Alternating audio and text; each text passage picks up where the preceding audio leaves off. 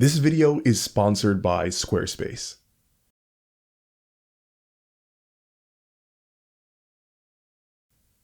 I had a lot of time to come to grips with the fact that The Rise of Skywalker would be bad. I read the leaked plot for the movie weeks before it came out, and therefore was able to laugh in November so I didn't have to cry in the theater in December. Now, I actually really enjoyed watching The Rise of Skywalker, much in the same way that I would enjoy watching a multicolored dumpster fire. But no matter how much I liked it, The Rise of Skywalker was plain and simple a poorly constructed movie. And if you know anything about this channel, I could just ramble about my opinion on the film, but any monkey with a microphone could do that. Instead, let me give a professional assessment and break down exactly what writing choices and mistakes led to the most nonsensical movie in Star Wars history. The Star Wars Holiday Special! Oh, okay, I stand corrected. Anyway, buckle up because this is going to be a long one.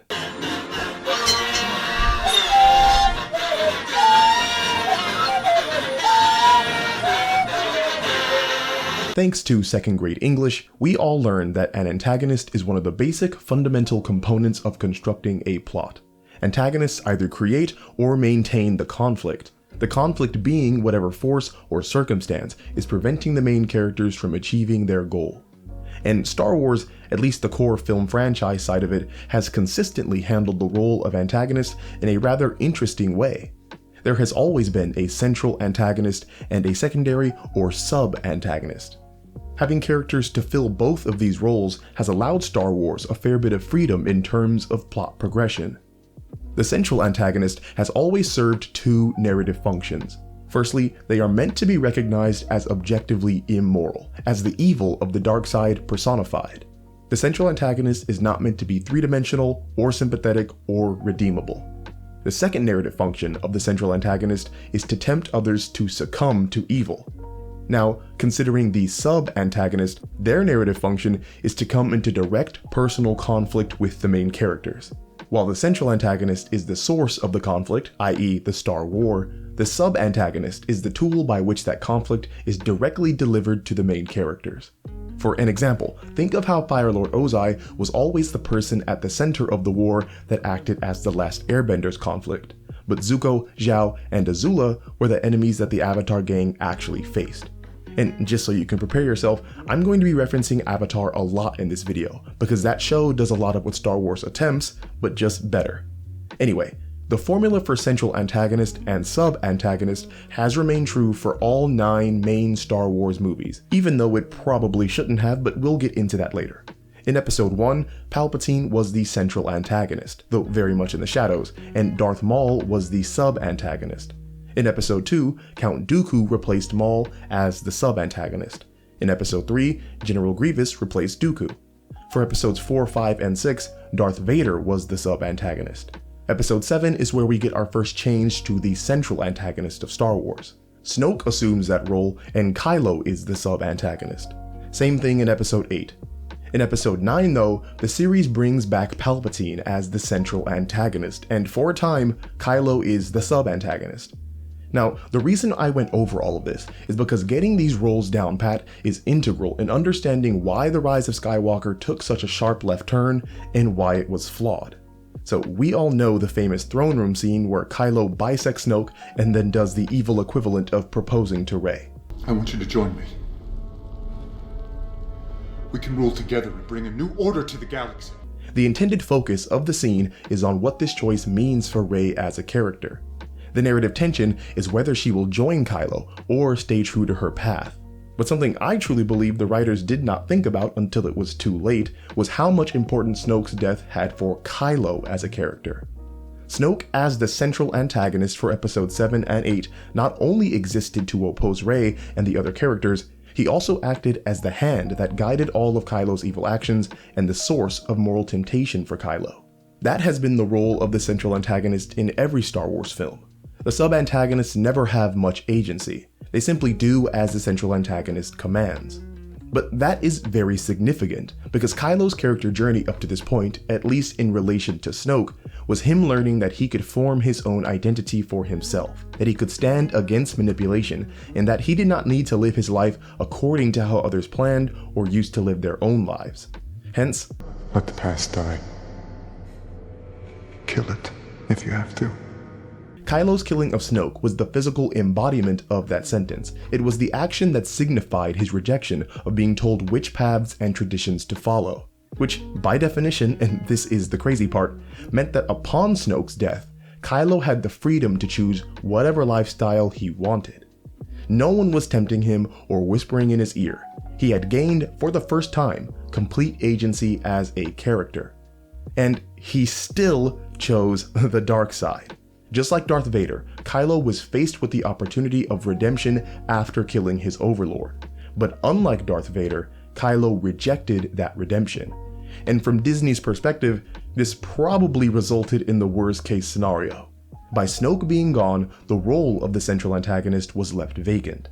Since there was a whole other movie left in the trilogy, Kylo's rejection of redemption and continued pursuit of wanting to rule the galaxy as supreme leader of the First Order meant that he would become the central antagonist of the last remaining movie. So why would this be such a bad thing from Disney's perspective, and why would they want to avoid it? Because Star Wars as a film franchise is fundamentally based around two things: rejecting temptation and redemption from succumbing to temptation. But if Kylo was the central antagonist, he would have to act in the role of being true, inarguable evil, which would not be redeemed, only destroyed. Every trilogy is based around at least one of the main characters battling with their allegiance to either the light or the dark side of the Force. Luke was tempted by Vader, but rejected it. Anakin was tempted and seduced by Palpatine, but he redeemed himself. But if Kylo assumed the role of central antagonist for the third movie, as he was set up to do, he wouldn't be doing evil things as a tool for a greater force, or because of temptation, or because he was being offered dark side cookies. Kylo would have complete agency as a character to make his own decisions, meaning he would have to completely own all of his evil actions. And if you're thinking, well, couldn't they just give Kylo a redemption arc in the 9th movie? Well, actually, they kinda couldn't. Remember, Kylo chose his path with no ambiguity after killing Snoke. If he wasn't inclined to redeem himself then, there probably wouldn't be any situation where he would choose to later. And don't get me wrong, I'm not saying that people can't be given multiple chances to redeem themselves. It is how Kylo's initial redemption was written that causes the issue. It would be one thing to have Kylo be offered redemption but then turn it down because some external force like a person or an event was influencing him negatively. If that were the case, redemption could simply be represented later in the narrative when that person or event had no influence on Kylo, allowing him to make a decision most genuine to his character. However, that's not what happened. Kylo's chance at redemption after killing Snoke was the moment where he was able to make his most genuine choice. Again, he chose evil not through temptation, but through ambition. This is the same narrative reason why Gamora and Nebula could be redeemed, but not Thanos. The two sisters committed their evil actions because Thanos forced them. Thanos committed evil actions because Thanos wanted to. So either because of bad writing, short-sightedness, or both, Star Wars was caught between a rock and a hard place. The Last Jedi ended with Kylo as the supreme leader and the only real villain, leaving him as the sole option to be the central antagonist for the final movie.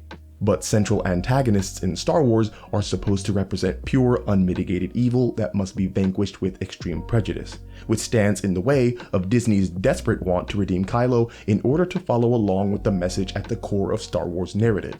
And of course, never mind all of us fans who found the idea of a three-dimensional gray character being confronted with redemption only to choose evil of his own accord as extremely compelling and interesting.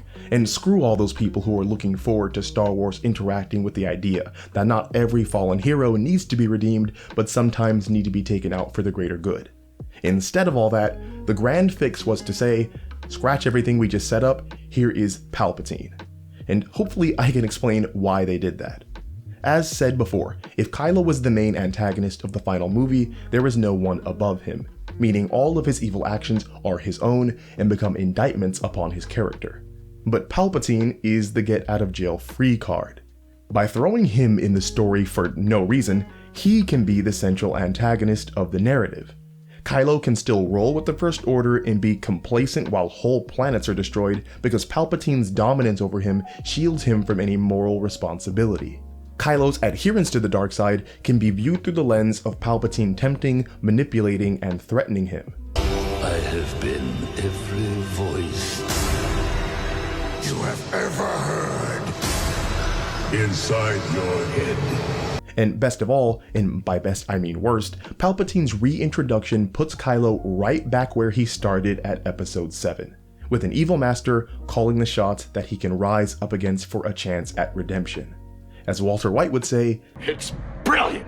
But here is why that decision is so poor. It doesn't make any sense on any level. In universe, Palpatine was supposed to be dead. He got yeeted down a metal chasm. The movie tries to give an explanation for Palpatine's return by throwing around the terms cloning and Sith powers, but none of those lazy options come close to justifying bringing back a character that has been dead in universe for 30 years and dead out of universe for longer. On a narrative level though, it cheapens or flat out destroys so much of what was good about the previous Star Wars movies. Showing the audience that villains can just be brought back into the story at any time really steals the win from fighting those villains. Luke and Anakin's struggle against Palpatine means a whole lot less when you realize they didn't actually defeat him. And of course, revealing a previously hidden villain that has been a secret puppet master almost always falls flat. A movie that readily comes to mind that tried and failed with this narrative technique is The Dark Knight Rises. Bane is the villain for 90% of the film and does a heck of a good job with it, until Talia al Ghul reveals herself to be the true mastermind. This is the same thing that happens with Palpatine and Snoke, though the whole test tube baby thing makes it even dumber. The reason why antagonistic switcheroos like this don't work is because a writer cannot simply move all the terror and menace that one character embodies over to another. Really, the opposite happens. Because Bane and Snoke had no real agency towards the conflict as an antagonist, they lose all their power and authority because they are now seen as nothing but pawns. And sure, Palpatine had half a dozen other movies to build up his own terror, but his secret puppeteering in the sequel trilogy makes him feel so far removed from the narrative that it is hard to give him any real credit. His appearance in The Rise of Skywalker simply raises more questions than it answers. How did Palpatine build his superfleet? How did he survive? Climaxes are meant to be the place where questions of the narrative come to a close, not the place for new questions to emerge. Introducing Palpatine in the third movie of this trilogy may have been the master plan all along, but the current way it is presented makes it seem like a panicked reaction to save Kylo from villainy and protect those sweet merchandising sales. And speaking of merchandising sales, if you happen to run a small business like I do, Squarespace has got you covered when it comes to designing your website. Even if you just need a website for school or personal use, Squarespace is there to make the whole process simple. You can customize web pages to your preferences with videos, photo galleries, backgrounds, and more. I'm actually using Squarespace to make my own website for the channel, and hopefully you guys can see what it looks like soon. Anyway, check out squarespace.com, and by using my personal link in the description, you can get 10% off your first purchase of a website or domain. So, back to Star Wars.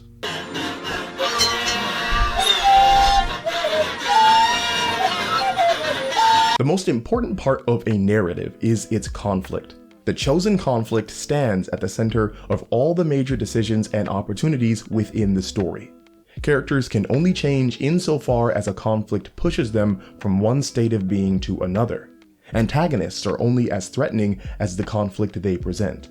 A climax can only be as powerful as the conflict that stands at its foundation. No matter where your story takes place or how many characters are within, or the seriousness of the circumstances, the conflict of the narrative is the driving force at the center of everything. And likewise, presenting the conflict to the audience in a smooth, digestible way is paramount. You as a writer could construct the most intricate, nail-biting conflict ever conceived, but if the audience doesn't understand how it relates to the characters or setting, it won't matter. This was a problem that the Witcher series on Netflix struggled with. There was a whole bunch of conflict surrounding interesting characters, but the reasons why weren't as clear as they could have been. Conversely, Avatar: The Last Airbender circumvented this problem by just stating the conflict of its narrative outright in the intro. Similarly, Star Wars does this with its opening crawls. There is no ambiguity to the goal of the main characters or the struggle that they are in, and that has allowed everyone from adults to children to latch onto the premises of both series. But Star Wars and Avatar, like many adventure narratives, had an overarching conflict, the war, and several more personal character conflicts. In Avatar's case, Sokka and Katara's conflicts centered around their parents. Aang centered around his pacifism, Zuko centered around his identity, and so on and so forth. The Force Awakens and The Last Jedi mirrored this dual conflict structure closely. The war against the First Order was the primary conflict presented to the audience, but the theme of identity created conflict for many of the characters on a personal level. Episodes 7 and 8, while about a war, were just as much about what people were willing to go through to discover their identity, and what that identity means on a personal level. Rey and Kylo, and even Finn, all struggled with who they were and who they were meant to be. It is this combination of the two levels of conflicts, the simple, easy to understand overarching conflict, and the complex, nuanced personal conflicts that allow adventure narratives to be both escapist and relatable. Their allure is to take us away to a different world and time while also grounding the over-the-top circumstances in characters that we care about because they struggle like us. At the end of the day, the best narratives are about the human heart in conflict with itself. And that is why scenes like this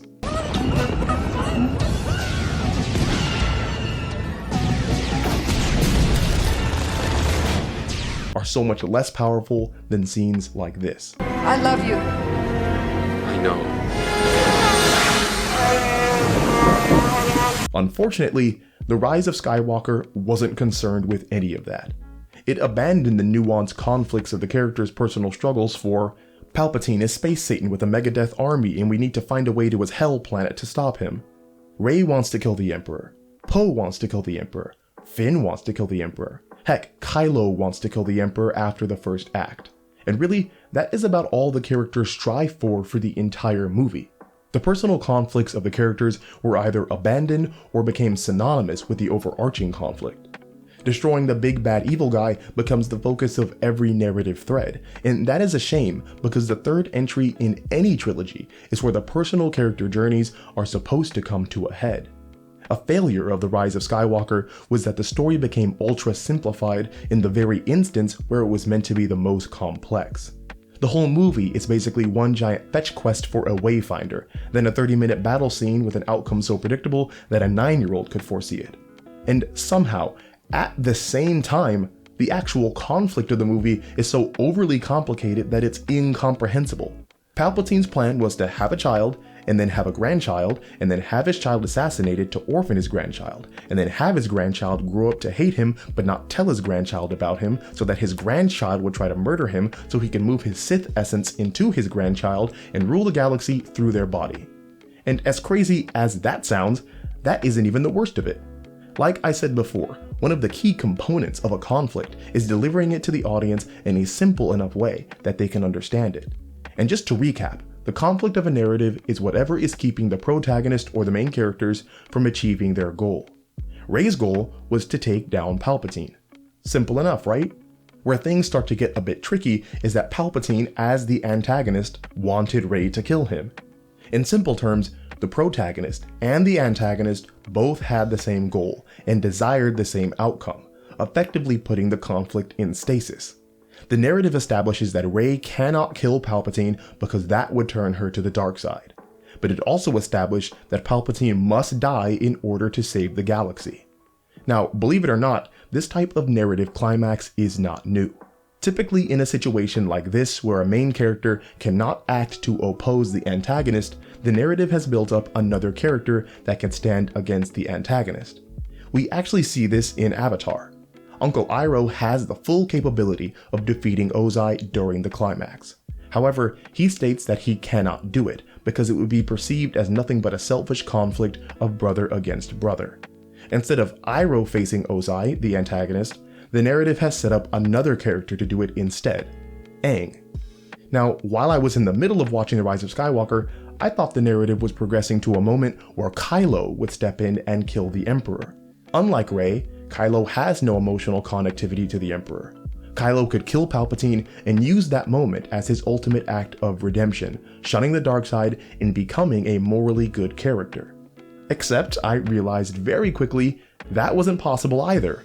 Kylo had already taken down Snoke, the first central antagonist to the series. If Kylo were to then also kill Palpatine, it would completely invalidate Rey as a character. She would have accomplished nothing across 3 movies. Kylo would have taken down every villain, and Rey would have just been a glorified vehicle for his narrative journey.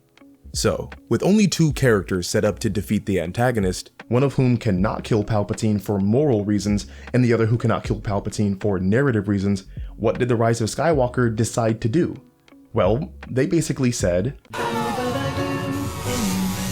that's right, let's just have Rey kill Palpatine regardless of what we just said would happen if that occurred. This is where the conflict of the movie completely falls apart. The entire story thus far is Rey battling with visions of her turning to the dark side, and when she is confronted with the cause and effect reasons of that happening, the movie just decides to ignore all that buildup for a sappy ending.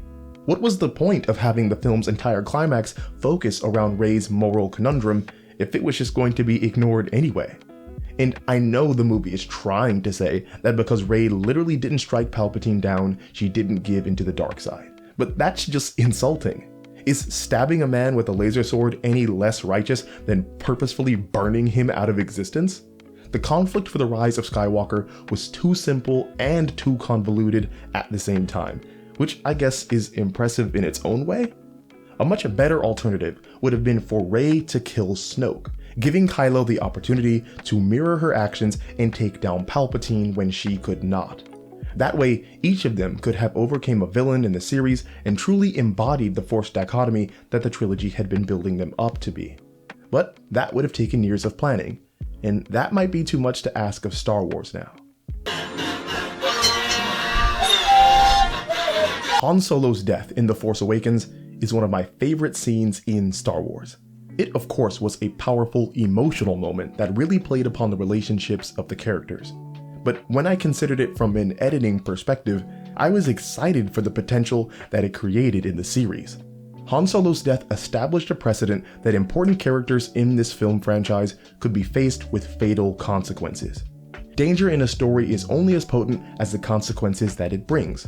Having characters constantly escape danger teaches the audience that the danger doesn't really amount to anything. This is a common problem in the horror movie genre.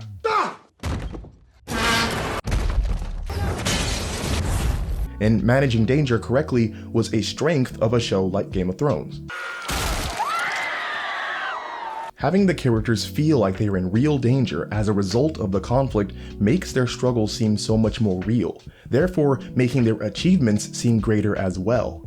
Han Solo's death in The Force Awakens really impressed me, because in a movie that fetishized fan service to past entries in the series, killing off Han Solo, a fan favorite, meant that going forward, other characters could meet the same fate. I had a similar moment of awe when watching The Rise of Skywalker. When Rey accidentally shot Force lightning and blew up the transport carrying Chewbacca, I fell in love with the movie. To me, that was as perfect a moment as it could have been. As a fan, I was horrified and shocked that one of the most iconic characters in the entire series was now dead. But as a person who cares deeply about narrative construction, I was so excited for what it meant for the story. Since the conflict of the film was resting upon the idea that Rey could turn to the dark side, there was no better way to show that than through her dark side powers coming out through her rage and anger, followed by disastrous consequences. It not only foreshadowed her relationship to Palpatine, it gives Chewbacca a meaningful death that serves the narrative, establishes true consequences for actions, and shows how when Rey gives into her emotions, she starts her path to the dark side. Sure, in a perfect world, all of this stuff would have been set up much sooner, but given the circumstances, they did the best that they could. But then 10 minutes later, the movie goes completely flaccid and tells us Rey blew up an identical transport that just happened to be in the same location but just unseen by the characters. All those brownie points that the movie earned by having a meaningful character death and establishing real consequences for the conflict instantly vanished. All that admiration I felt for the bravery of the decision instantly turned into disappointment. Yet still I was a sweet summer child and did not know what was ahead. just a short while later in the movie, C-3PO has a fake-out death as well. And yes, he doesn't technically die, but having his entire memory erased is basically tantamount to a character death. And while not as egregious, we get this again with Kylo when Palpatine shoves him down a conveniently placed pit, leaving Rey to face Palpatine alone. But then it's revealed Kylo is alive when it's most convenient for the plot to do so. Writers, listen up. Including fake-out character deaths is one of the worst things that you could do for the conflict of your narrative. Not only do deaths with no stakes destroy tension, they create resentment in the audience because the narrative is playing with their emotions. Chewbacca's death was a powerful moment. C-3PO's death was a powerful moment. These were characters that had been around since the beginning. Making the audience feel sad that they were gone and then shoving them back in the audience's face like some schoolyard prank does nothing but make the viewers jaded. If there was ever a time to start killing off characters, it would be the 9th movie in a 42-year-long series. When a character no longer has a functional purpose to the plot or the narrative, their death can act as a powerful close to their journey. Han died meaningfully in Episode 7. Luke died in Episode 8. There was no reason Chewbacca and C-3PO couldn't have died in Episode 9. All their fake-out deaths do was cheapen the stakes for the rest of the film.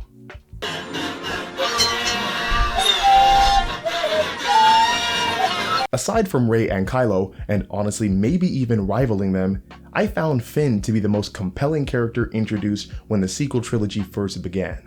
Never before had a main Star Wars film focused on the mental and emotional struggles of a stormtrooper. Finn as a character opened up a philosophical can of worms that I thought Disney wouldn't want anything to do with. Finn was the audience's way of seeing behind the mask of the famous faceless soldiers, allowing us to understand that they were real people, not all of whom would be on board with the violence they were perpetrating. Finn was abducted, turned into a child soldier, forced to conform to a military regime, and was expected to commit atrocities whenever asked. In a film franchise about space wizards and chosen ones, it was extremely alluring to see that The Force Awakens was giving narrative acknowledgement and attention to the intimate exploration of the human heart and the trauma that could be caused by the war at the center of Star Wars. Finn, in his struggle for identity and purpose, had phenomenal potential as a character in this intergalactic space opera setting. But, and there is always a but with Star Wars, it was clear by the end of the second movie that Disney had no idea what to do with him as a character. His mission with Rose was hands down my least favorite hour of cinema this decade, and no, it's not because of Kelly Marie Tran, it's because the entire side quest was pointless. It was blatantly obvious that The Last Jedi's narrative and the conflict within were outside the scope of what Finn could contribute to as a character. Let me break that down on a functional writing level though. As I said before, Finn's character was based around his trauma as a stormtrooper and his lack of identity. For all intents and purposes, Finn was just a guy, and that worked for The Force Awakens because his two companions, Rey and Poe, were equally as mundane. Rey started the trilogy as a junkyard scrapper who fought with a stick. Poe, while skilled and decorated, was still just a resistance pilot. In the face of the First Order's galactic army, all three characters of the Force Awakens trio, Finn, Poe, and Rey, were generally equally equipped to oppose and affect the conflict.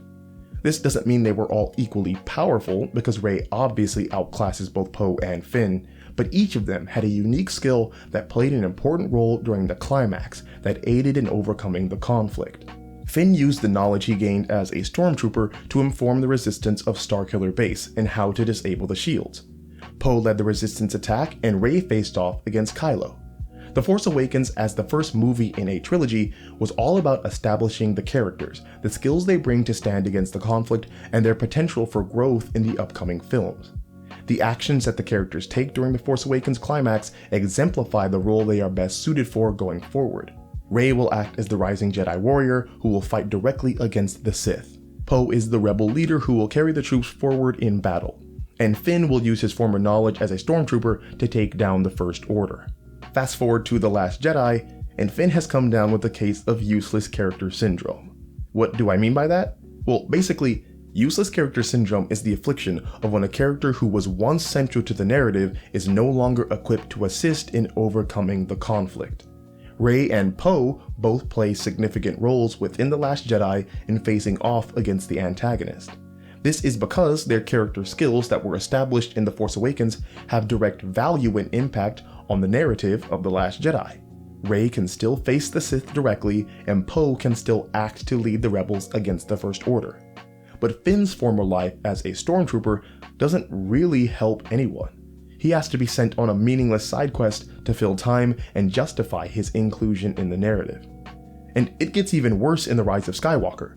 I swear, all he did for the entire movie was yell the names of other characters and snap quippy one-liners. Just think about it for a moment. What did Finn do in The Rise of Skywalker? What unique skills did he bring to the table that affected the plot? If you're drawing a blank, it's because there aren't any good answers to that question.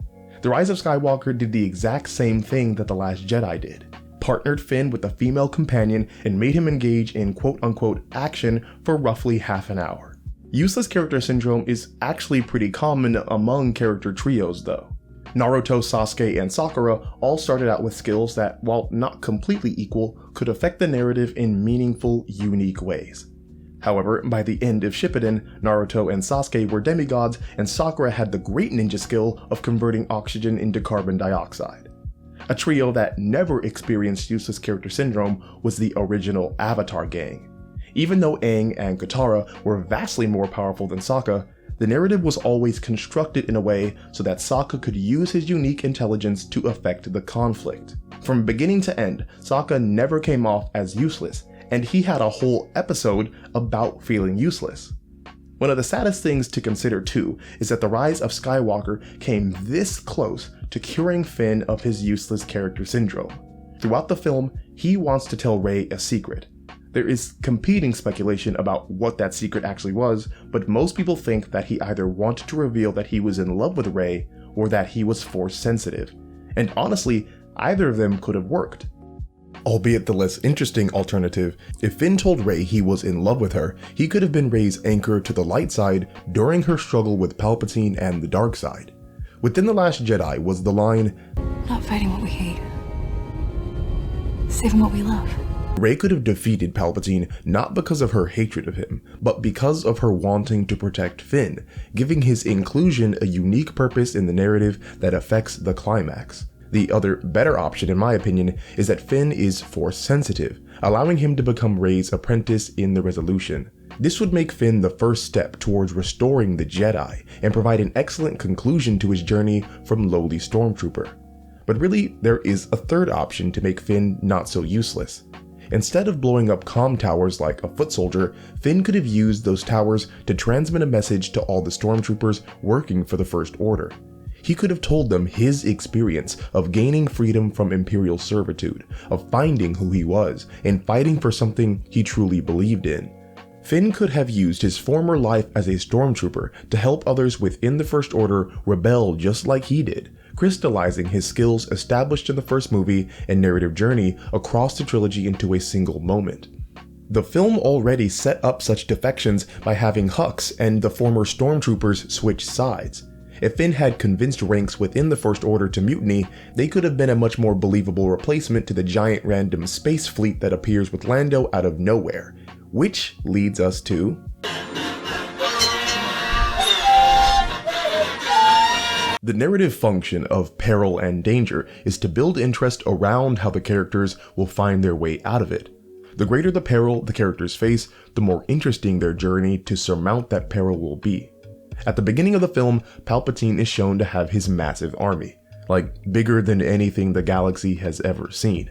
This of course is to raise the stakes of what the main characters are facing.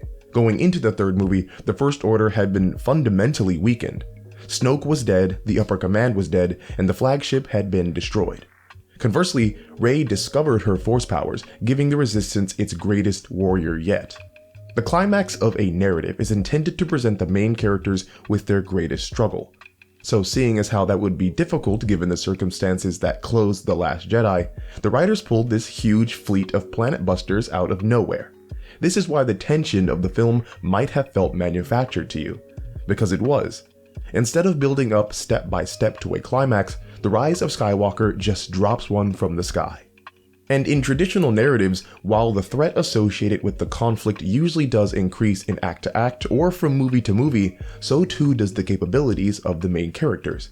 This is the whole point of characters growing and developing on their journeys. By the end of the narrative, they should be equipped to overcome the antagonist because of the changes and experiences they have cultivated over their narrative journey. But what is a writer ever to do if they do not construct a narrative that properly equips the characters to deal with the challenges of the climax? Go back to storyboarding? Rewrite some plot lines? Hire an editor? Golly, no, all those options sound tiring and smart. The cheap, easy route is to fall upon the old Deus Ex Machina. I haven't talked about Deus Ex Machinas much on this channel, so let me do that for a bit now. The term literally means a god from a machine and refers to the crane that held the god over the stage during ancient Greek plays, a god which would come in during the last moments of the play to solve the problems of the puny humans. The term gets thrown around a lot nowadays and refers to a previously unforeshadowed event or circumstance that comes in to save a seemingly hopeless situation. In simple terms, a Deus Ex Machina is a narrative tool that allows you to introduce something in the climax that allows a character to prevail over conflict. The reason why Deus Ex Machinas are frowned upon is because they nullify all the buildup of the narrative. They rob the characters of using their experiences they cultivated over the course of the narrative to overcome the conflict. Sure, Rey killed Palpatine, but neither she nor Kylo or any of the other main characters had any actual hand in defeating Palpatine's fleet, which was the real main threat to the galaxy. Big bad evil guy accompanied by giant insurmountable army is not new in fiction. Game of Thrones rode 7 seasons on that premise. However, what many stories do to circumvent the inherent flaws of that narrative setup is to tie the army's fate directly to the antagonist's fate. If the main characters defeat the big bad, the army will be destroyed as well. Van Helsing did this with the vampire babies, Independence Day did this with the aliens, and The Mummy Returns did this with the army of Anubis. The Rise of Skywalker decidedly did not do this. Palpatine and the Final Order were two separate antagonistic forces. The movie dealt with Palpatine's threat through Rey and Kylo, which was the best option considering the circumstances. But the huge army that posed the threat of galactic colonization doesn't have a character equivalent to counter it. There was no hero that could possibly equal the might of the Final Order, and because there was no narrative setup to deal with the fleet if the first offensive against it failed, a Deus Ex Machina with Lando was all that was left to save the story. And to be clear, my issue isn't with a huge fleet coming to fight with the Resistance. It's not perfect, but it's not completely egregious either. The main fault of it all is that none of our main characters directly contributed to bringing the galaxy together against the Final Order, nor was this type of manpower previously foreshadowed. The closest thing we get is an offhand remark about people maybe being inspired to fight against Palpatine. It is a cool scene, no doubt, but it feels cheap, because ultimately, that's what it is.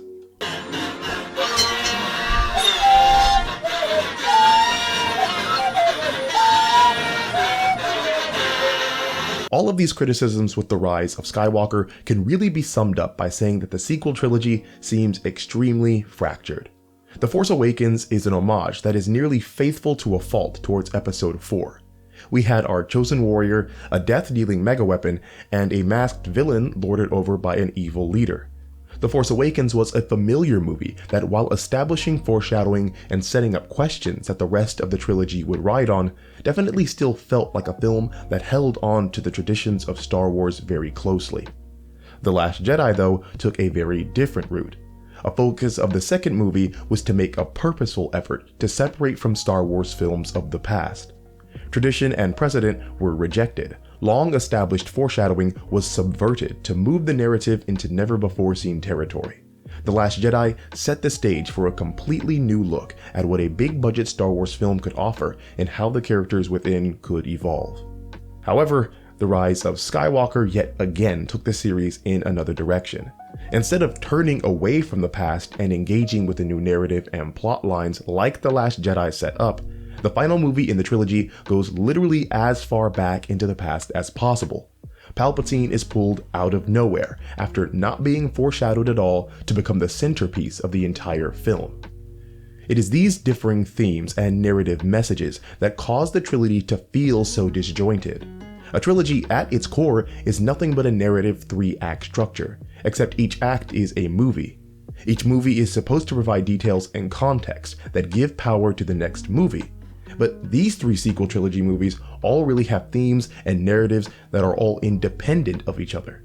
The only thing that is consistent across the movies are the characters. I would wager that someone could see the rise of Skywalker without having seen the previous 2 films and come away no worse off than I did. One movie embraces the past, one movie shuns the past, and the last movie becomes the past. I guess the best way to close this video is to say that if Star Wars ever decides to come back with another trilogy, Episodes 7, 8, and 9 should serve as warning signs of the dangers of having such a disjointed, fractured creative process. Episodes 10, 11, and 12, whatever they might be and whenever they might come out, should maybe, just maybe, experiment with having a plot and a message that is built up and stays consistent. But then again, look on the bright side. At least we won't have to see what a trilogy made by these guys look like. Anyway, thank you all so much for wasting an hour of your precious day on me. If you like what you heard, you could be a total homie and support the channel on Patreon. And also give some love to our sponsor, Squarespace. As always, it was a pleasure, and I will talk to you all again soon.